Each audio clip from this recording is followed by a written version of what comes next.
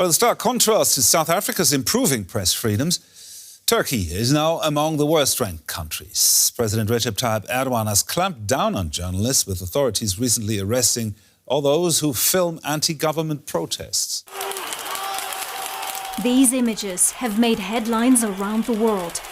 Turkish riot police using tear gas, rubber bullets and pepper spray on crowds protesting in March against the arrest of Istanbul's opposition mayor Ekrem İmamoğlu, the top political rival to President Erdogan. Photojournalist Bülent Kılıç was there to capture these scenes. He's been working as a news photographer in Turkey for many years and has won numerous awards for his images.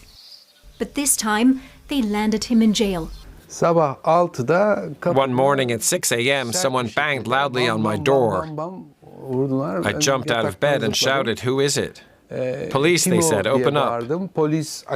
They put me in prison for 3 or 4 days and then released me. I think they didn't want me to take photos. They were punishing me for my journalistic work.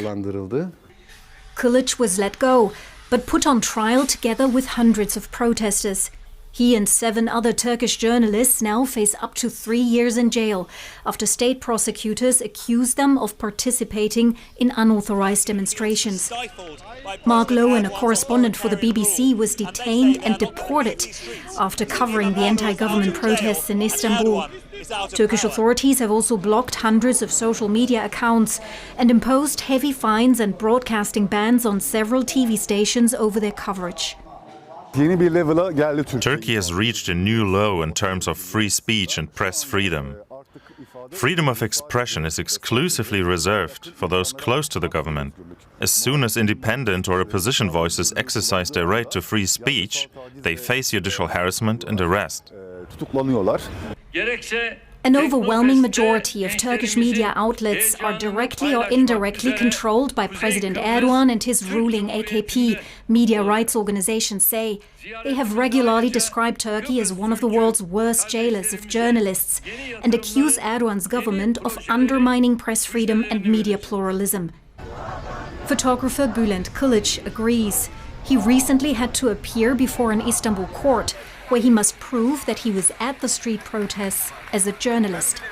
Even the birds know that I'm a photojournalist, but the prosecution won't believe it. That's what really bothers me. If you were to shake me upside down, a camera, a memory card, and batteries would fall out of my pockets, nothing else. That's why this is a great injustice. It's absurd. He is certain the trial is nothing but an attempt to discourage him and others from doing their jobs.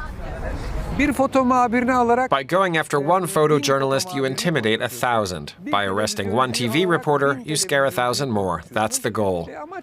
These are actions meant to scare people, to intimidate journalists, to demoralize them. But honestly, I don't think it's working. Bülent Kılıç firmly believes that he will be acquitted at one of the next hearings. Photojournalism is his life, he says, and certainly not something anyone should be imprisoned for.